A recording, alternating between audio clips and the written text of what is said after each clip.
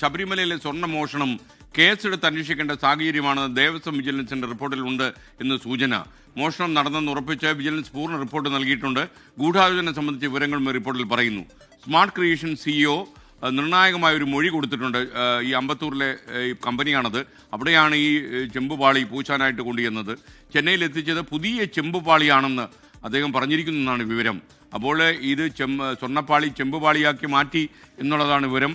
ഈ ആരുടെയാണ് തീരുമാനം പാളിപ്പോയത് എന്നാണ് ഇനി അന്വേഷിച്ച് കണ്ടുപിടിക്കേണ്ടത്. ശബരിമലയിലെ സ്വർണ്ണമോഷണവുമായി ബന്ധപ്പെട്ട് ദേവസ്വം വിജിലൻസ് ഇന്ന് ഹൈക്കോടതിയിൽ പൂർണ്ണ റിപ്പോർട്ട് നൽകും. ആ പൂർണ്ണ റിപ്പോർട്ടിൽ അന്തിമ റിപ്പോർട്ടിലെ പ്രസക്ത ഭാഗങ്ങളാണ് ഇപ്പോൾ പുറത്തു വന്നിരിക്കുന്നത്. അത് പ്രകാരം തന്നെ കേസെടുത്ത് അന്വേഷിക്കേണ്ട സാഹചര്യം എന്നാണ് ദേവസ്വം വിജിലൻസ് ഇതുമായി ബന്ധപ്പെട്ട് കണ്ടെത്തിയിരിക്കുന്നത്. അതുകൊണ്ട് തന്നെ സ്വാഭാവികമായും ഒരു കേസിലേക്ക് കാര്യങ്ങൾ പോകും എന്നുള്ളത് ഈ റിപ്പോർട്ട് പ്രകാരം ഹൈക്കോടതി ഇന്ന് എന്ത് ഉത്തരവിടും എന്നുള്ളത് നിർണായകമാണ്. അങ്ങനെയെങ്കിൽ ആ പ്രതിപട്ടികയിലേക്ക് ആരൊക്കെ വരും എന്നത് ഉൾപ്പെടെയുള്ളത് അതിൽ നേരത്തെ കഴിഞ്ഞ നിയമസഭയിൽ ദേവസ്വം മന്ത്രി ഉൾപ്പെടെയുള്ളവർ പറഞ്ഞിരുന്നു തങ്ങൾക്കെതിരെ ഏതെങ്കിലും ഒരു FIR നിലനിൽക്കുന്നുണ്ടോ എന്ന്.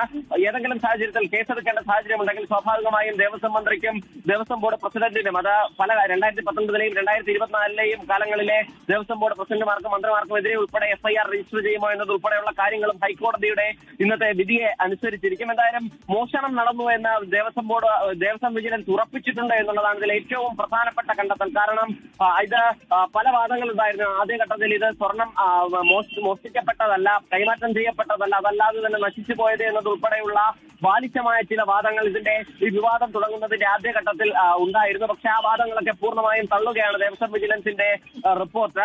മാത്രമല്ല ഇതുമായി ബന്ധപ്പെട്ട ഗൂഢാലോചന നടന്നിട്ടുണ്ട് എന്നുകൂടി ദേവസ്വം വിജിലൻസ് കണ്ടെത്തിയിട്ടുണ്ട്. വിജിലൻസിന്റെ ആ ഗൂഢാലോചന സംബന്ധിച്ച വിശദാംശങ്ങൾ കൂടി റിപ്പോർട്ടിലുണ്ട്. അക്കാര്യങ്ങൾ കൂടി ഉടൻ തന്നെ പുറത്തു വരുമെന്നാണ് നമ്മൾ മനസ്സിലാക്കുന്നത്.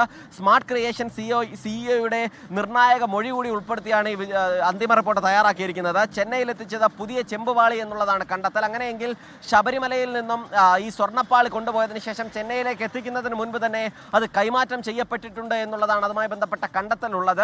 അങ്ങനെയെങ്കിൽ അത് കൈമാറ്റം ചെയ്തത് കേരളത്തിലാണോ അതല്ല മറ്റേതെങ്കിലും സംസ്ഥാനത്ത് കൊണ്ടുപോയി ഇത് വിൽക്കുകയോ അതല്ലെങ്കിൽ കൈമാറ്റം ചെയ്തതിനു ശേഷം പുതിയ ചെമ്പുപാളി നിർമ്മിക്കുകയാണോ എന്നതുൾപ്പെടെയുള്ള കാര്യങ്ങളിലും വ്യക്തത വരേണ്ടി വരും. എന്തായാലും ഒരു അന്വേഷണത്തിനുള്ള സാഹചര്യം, അത് ഹൈക്കോടതിയുടെ തന്നെ മേൽനോട്ടത്തിൽ ഒരു കേസെടുത്തുള്ള അന്വേഷണത്തിലേക്ക് കാര്യങ്ങൾ നീങ്ങുമോ എന്നുള്ളത് ഇന്ന് ഹൈക്കോടതി ഇക്കാര്യം പരിഗണിച്ചതിന് ശേഷം അറിയാം. പക്ഷേ നിലവിലെ സൂചനകൾ പ്രകാരം ആ നിലയിലേക്ക് തന്നെ പോകുന്നു എന്നുള്ളതാണ്.